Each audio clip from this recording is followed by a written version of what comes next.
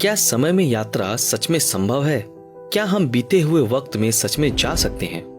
कुछ लोग ऐसे हैं जिन्होंने दावा किया है कि उन्होंने समय की यात्रा की है और वो गुजरे हुए वक्त में भी जा चुके हैं। इस वीडियो में हम कुछ ऐसे लोगों के बारे में जानेंगे जो समय यात्रा कर चुके हैं, लेकिन उससे पहले जानते हैं कि क्या समय यात्रा सच में संभव है। अगर साइंस के नजरिए से देखें तो टाइम ट्रेवल संभव है।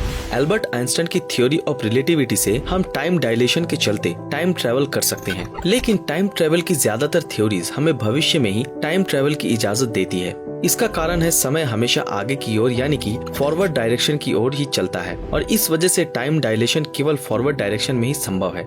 इस वजह से हम केवल भविष्य की ओर ही टाइम ट्रेवल कर सकते हैं, भूतकाल में नहीं। लेकिन एक थ्योरी ऐसी है जो पास्ट में भी समय यात्रा की इजाजत देती है, वो है worm hole theory.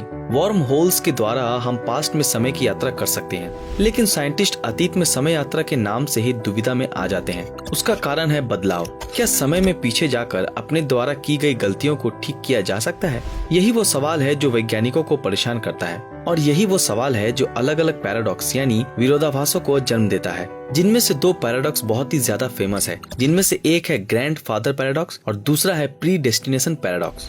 Grandfather paradox ये कहता है कि अगर किसी ने पास्ट में समय यात्रा करके अपने दादाजी की उनकी शादी होने से पहले ही हत्या कर दी, तो सवाल ये उठता है कि ऐसा करने पर ना तो उस व्यक्ति के पिता का जन्म होगा और ना ही उस व्यक्ति का जन्म होगा जिसने खुद समय यात्रा करके अपने दादाजी की ही हत्या की है।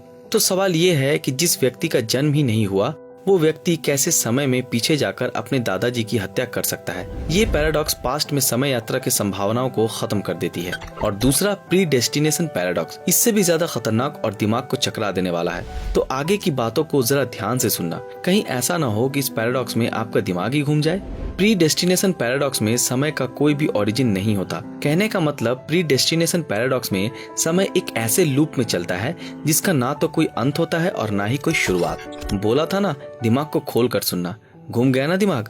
तो चलिए आपके कंफ्यूजन को दूर करते हुए इसे एक आसान एग्जाम्पल से समझते हैं। मान लो अभी आपकी उम्र 20 साल है।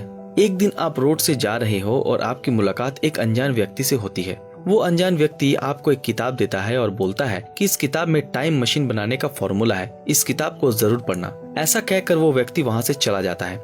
आप उस किताब को लेकर घर आए और उस किताब को पढ़ने की कोशिश की, लेकिन उस किताब की ज्यादातर बातों को आप समझ ही नहीं पा रहे हो। आपने उस किताब को डिकोड करते हुए 15 साल गुजार दिए, लेकिन फाइनली 15 सालों की कड़ी मेहनत के बाद आपने उस किताब को पूरी तरह से डिकोड करके एक टाइम मशीन बना लिया। अब बारी है उस टाइम मशीन से समय यात्रा करने की। आपने सोचा क्यों ना आपके फेवरेट साइंटिस्ट एल्बर्ट आइंस्टाइन से ही मिल लिया जाए। आपने उस किताब को टाइम मशीन में साथ में ही रख लिया, क्योंकि बाई चांस अगर वो मशीन खराब होती है तो आप उस किताब की मदद से टाइम मशीन को ठीक कर सकते हैं। आपने टाइम मशीन को चालू किया और आप उस दौर पे पहुंच गए जब Albert Einstein theory of relativity के पेपर लिख रहे हैं। आपकी एल्बर्ट आइंस्टाइन से मुलाकात हुई और आपने आइंस्टाइन को उस किताब और टाइम मशीन के बारे में सब कुछ बता दिया। एल्बर्ट आइंस्टाइन आपके टाइम मशीन के कॉन्सेप्ट को जानकर बड़ा खुश हुए। आइंस्टाइन ने उस किताब को कुछ समय के लिए आपसे उधार मांगा और आपने वो किताब दे दी। एल्बर्ट आइंस्टाइन ने आपसे कहा कि वो इस किताब की मदद से एक टाइम मशीन बनाकर टाइम ट्रेवल करके आपके ही दौर पे आकर आपको वो किताब वापस लौटा देंगे, और आप उनकी बातों से सहमत हो गए और आप वापस अपने दौर में ही लौट गए। अब आइंस्टाइन ने भी उस किताब की मदद से एक टाइम मशीन बना लिया। अब उन्हें भी जिज्ञासा हुई टाइम ट्रैवल करने की। वो सोच ही रहे थे कि कौन से दौर में समय यात्रा करके जाया जाए। तभी उनको ध्यान आया कि उन्होंने आपसे एक किताब उधार ली थी। उन्होंने सोचा कि चलो भविष्य में समय यात्रा करके आपके ही दौर में आके उस किताब को आपको वापस लौटा दिया जाए। आइंस्टाइन टाइम मशीन में बैठे और आपके उस दौर में आए जब आप 20 साल के थे। उन्होंने आपको वो किताब दी और उन्होंने कहा कि इस किताब में टाइम मशीन बनाने का फॉर्मूला है, इस किताब को जरूर पढ़ें। ऐसा कहकर आइंस्टाइन चले गए। आप उस किताब को लेकर घर आए और आपने उस किताब को पढ़ने की कोशिश की, लेकिन किताब की ज्यादातर बातों को आप समझ ही नहीं पा रहे हो। आपको 15 साल लगे उस किताब को डिकोड करने में, और फाइनली 15 सालों की कड़ी मेहनत के बाद आपने एक टाइम मशीन बना ली। अगर आपने इस स्टोरी को ध्यान से सुना है तो आपने एक चीज जरूर नोटिस की होगी, और वो है कि उस किताब और उस मशीन का ओरिजिन मतलब जब आप 20 साल के थे तब आइंस्टाइन ही थे जिन्होंने वो किताब आपको दी थी। आपने उस किताब पर 15 साल मेहनत की और एक टाइम मशीन बनाई। आप उस टाइम मशीन की सहायता से आइंस्टाइन के दौर में गए और आपने उस किताब को आइंस्टाइन को दिया और आप वापस आ गए। लेकिन फिर से आइंस्टाइन ने टाइम मशीन बनाया और आपके उस दौर पे आए जब आप 20 साल के थे और आइंस्टाइन ने आपको वो किताब दे दी। सवाल ये है कि वो किताब सबसे पहले किसने और किसको दिया था? क्या आपने उस किताब को आइंस्टाइन को सबसे पहले दिया था या फिर आइंस्टाइन ने सबसे पहले उस किताब को आपको दिया था? और दूसरा सवाल ये है कि टाइम मशीन सबसे पहले किसने बनाया, आपने या एल्बर्ट आइंस्टाइन ने? यही है प्रीडेस्टिनेशन पैराडॉक्स, जिसको बूटस्ट्रैप पैराडॉक्स भी बोलते हैं। इस पैराडॉक्स के अनुसार समय की कोई ओरिजिन नहीं होती। इसमें समय एक ऐसी लूप में चलती है जिसकी ना तो कोई अंत है और ना ही कोई शुरुआत, और ये लूप हमेशा के लिए चलता रहेगा। ग्रैंडफादर पैराडॉक्स और प्रीडेस्टिनेशन पैराडॉक्स पास्ट में समय यात्रा की इजाजत नहीं देते। अगर बाई चांस हमने पास्ट में समय यात्रा की तो हम सब ऐसी एक एंडलेस लूप में फंस जाएंगे जो कभी खत्म ही नहीं होगा। वैज्ञानिकों के अनुसार वार्म होल्स के जरिए समय में पीछे जाया जा सकता है, लेकिन पास्ट में जाके चीजों को बदल नहीं सकते। हमारी मदर नेचर में इतनी शक्ति है कि इसमें हर वक्त छोटे छोटे वार्म होल्स बनते हैं और तुरंत ही खत्म हो जाते हैं, लेकिन वो इतने छोटे होते हैं कि हम उनमें प्रवेश नहीं कर सकते। लेकिन कभी कभी हमारे मदर नेचर में ग्लिच आ जाती है, जिसकी वजह से हम टाइम में स्लिप कर जाते हैं और गलती से समय यात्रा कर जाते हैं। और नेचर में ग्लिच की वजह से ही हम डीजा वू जैसे घटनाओं का भी अनुभव करते हैं। आप किसी नई जगह पर पहली बार जाओ और वहां जाके आपको ऐसा लगे कि इस जगह तो मैं पहले भी आ चुका हूँ, लेकिन सच तो ये है कि आप उस जगह पर पहली बार ही गए हो, लेकिन फिर भी आपको एहसास होता है कि आप उस जगह पर पहले भी आ चुके हो। आपको होने वाले इस एहसास को डीजा वू कहते हैं, जो कि यूनिवर्स में किसी ग्लिच की वजह से होती है। लेकिन टाइम स्लिप तो डीजा वू से भी ज्यादा खतरनाक एक्सपीरियंस है, क्योंकि इसमें तो आप कुछ समय के लिए टाइम ट्रेवल ही कर जाते हो। चलिए इसको एक एग्जाम्पल से समझते हैं। मान लो आप एक मॉल में कुछ सामान खरीदने के लिए गए, लेकिन आपको आपकी जरूरत का सामान उस मॉल में नहीं मिला। आप निराश होकर मॉल से बाहर निकल आए, लेकिन आपने देखा कि मॉल के बाहर एक पुरानी सी छोटी सी दुकान है। आप उस दुकान पर गए और आपको उस दुकान पे आपके जरूरत का सामान मिल गया। आप खुशी खुशी अपना सामान लेकर घर चले आए। 2-3 हफ्ते बाद आप मार्केट में फिर से आए और आप फिर से मॉल के सामने बनी उस पुरानी और छोटी दुकान में जाने लगे। लेकिन अब जैसे ही उस जगह पर पहुंचे, आपने देखा कि वहां पर तो वो दुकान है ही नहीं जिससे आपने 2-3 हफ्ते पहले सामान खरीदा था। आपने वहां के आसपास के 2-3 लोगों से उस दुकान के बारे में पूछा, लेकिन लोगों ने कहा कि यहाँ पर तो ऐसी कोई दुकान थी ही नहीं।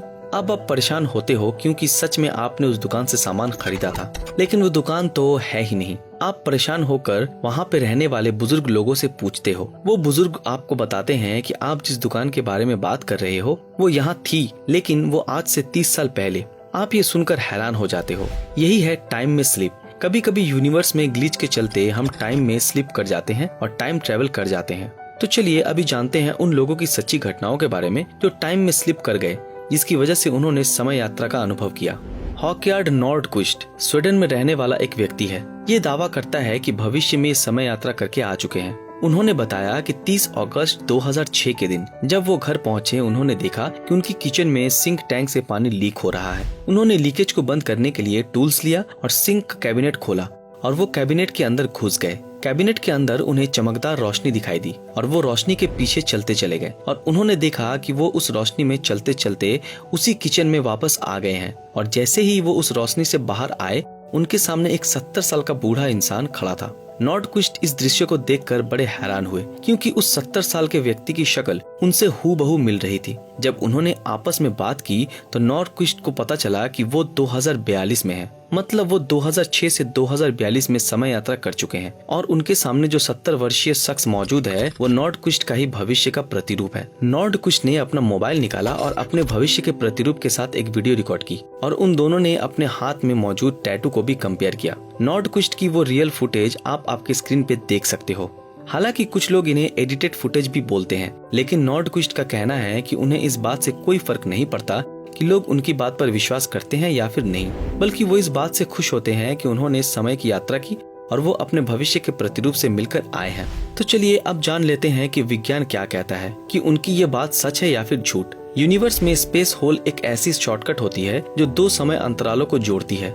वार्म होल्स के द्वारा समय में किसी भी काल में समय यात्रा की जा सकती है, अब चाहे भविष्य हो या भूतकाल। हो सकता है यूनिवर्स में किसी ग्लिच के चलते नॉर्डक्विस्ट के पास कोई वार्म होल बन गया हो जिससे उसने समय यात्रा की, लेकिन आपको बता दूं कि वैज्ञानिकों ने आज तक किसी भी वार्म होल्स को डिटेक्ट नहीं किया। हालांकि वैज्ञानिक इस बात को भी मानते हैं कि वार्म होल सच में होते हैं। इस वजह से वैज्ञानिक नॉर्डक्विस्ट की इन बातों को नकार भी नहीं सकते और स्वीकार भी नहीं कर सकते। इस वजह से ये घटना एक रहस्य बनकर रह गई है। कैथरीन फ्लेचर ने एक किताब लिखी थी जिसको 13 जनवरी 2015 को पब्लिश किया गया था, जिसका नाम था time slips real stories of time travel. इस किताब में टाइम स्लिप्स की एक रोमांचक घटना का जिक्र है जो इस प्रकार है। एक लड़की अपने फार्म हाउस पे एक चेयर में बैठकर किताब पढ़ रही थी। उसका हस्बैंड सुबह सुबह मार्केट गया था कुछ सामान खरीदने के लिए। थोड़ी देर बाद उस लड़की ने देखा कि उसका हस्बैंड गाड़ी लेकर आ रहा है। वो गेट खोलकर गाड़ी को फार्म हाउस के अंदर ले आता है। वो लड़की उसके बाद फिर से किताब पढ़ने लग जाती है।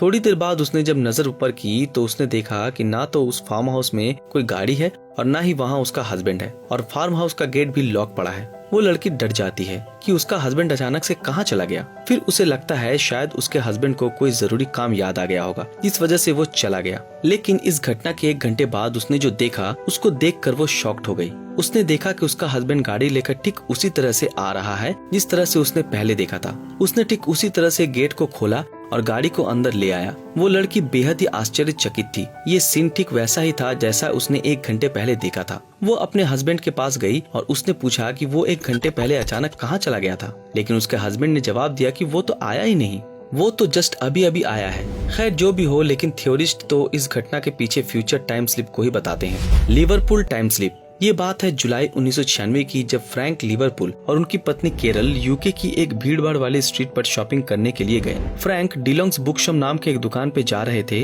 लेकिन कुछ देर जाकर जब वो एक छोटी सी गली से बाहर निकले तो उन्होंने कुछ नोटिस किया। उन्होंने देखा कि आसपास का नजारा कुछ अलग सा दिख रहा है। जो सड़क भीड़भाड़ हुआ करती थी वो पूरी तरह खामोश पड़ा है। देखते ही देखते एक पुराने जमाने की वैन उनके पास से हॉर्न बजाते हुए निकली, जो कि दिखने में 1950 की वाहनों की तरह लग रही थी। फ्रैंक ने रोड क्रॉस की और रोड के दूसरी तरफ मौजूद डिलोंग्स बुक शॉप में गए, लेकिन उन्होंने देखा वहाँ वो बुक शॉप थी ही नहीं, बल्कि उस जगह पर फुटवेयर की एक शॉप थी जहाँ पर लेडीज पर्स और शूज रखे थे। जब फ्रैंक ने उस दुकान का बोर्ड देखा तो उस पे लिखा था क्रीप्स फुटवेयर। जब उसने अपने आसपास चल रहे लोगों को देखा तो उसने देखा कि उनके वेशभूषा 1940 की लग रही थी। फ्रैंक ने वहाँ पर एक महिला को देखा जो मॉडर्न टाइप का पर्स लेकर खड़ी थी। फ्रैंक उस महिला के पास गए और उनसे पूछा कि क्या तुम्हें इस जगह पर कुछ अजीब सा नहीं लग रहा? तो उस महिला ने जवाब देते हुए कहा कि हाँ, मैं तो यहाँ पर्स लेने आई थी, लेकिन यहाँ तो केवल बुक्स है। ये सुनते ही फ्रैंक परेशान हो गए कि अचानक से उनकी पत्नी उनके पास आई। फ्रैंक ने अपनी पत्नी को सारी बातें सुना दी।